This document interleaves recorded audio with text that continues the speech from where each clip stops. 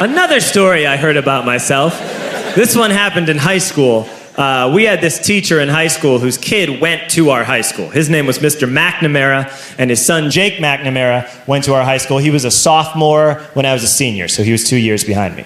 And Mr. McNamara was an asshole. And one weekend, he and his wife decided to leave town, which you should never do if you're an asshole.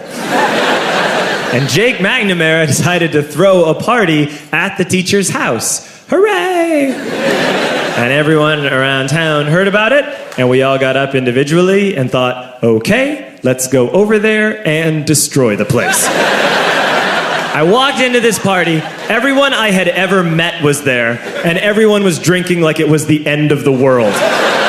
People were drinking like it was the Civil War and a doctor was coming to saw our legs off. It was totally unsupervised. We were like dogs without horses. We were running wild. I walked down to the basement. They had a pool table in the basement. One dude took a running start and threw his body onto the pool table and broke it in half. Another kid found out which room was Mr. McNamara's and went upstairs and took a shit on his computer. So the party was going great. I'm standing in the basement and I'm holding a red cup. You've seen movies. And I'm standing there and I'm holding a red cup and I'm starting to black out. And I guess someone said like, something, something, police. And in a brilliant moment of word association, I yelled, fuck the police! Fuck the police! And everyone else joined in. 100 drunk white children yelling, fuck the police. With the confidence of guys who have like already been to jail and aren't afraid of it anymore. You know, that like, I'll serve my nickel, you come and take me confidence. But white children. The reason someone had said something, something police was because the police were there. So a Chicago police officer walked down the stairs and got to the bottom in the basement and looked out over a sea of drunk toddlers yelling, fuck the police, in his face.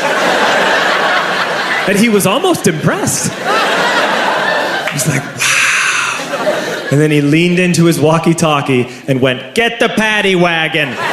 And my friend John, who is now a father, this man now has a baby, he grabbed a 40, smashed it on the ground, and yelled, scatter!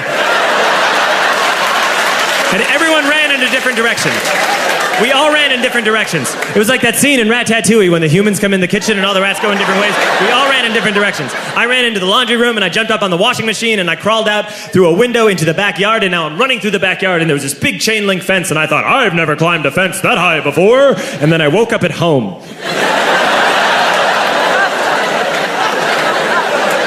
On Monday, I went to school because that's what we did back then.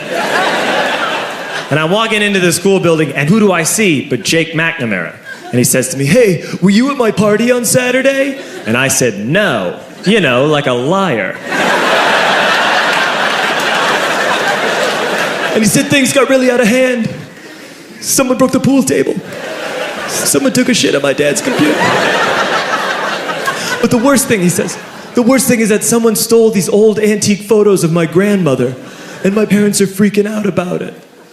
And I had that thought that only blackout drunks and Steve Urkel can have.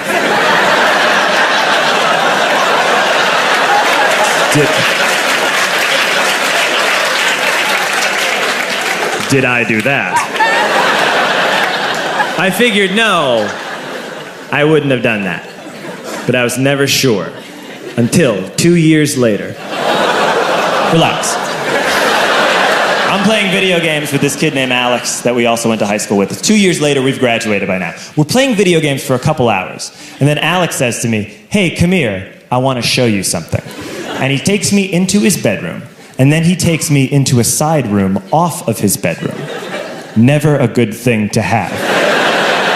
And he shows me a tiny room that is covered wall to wall in stolen antique photos from different people's parties over the years.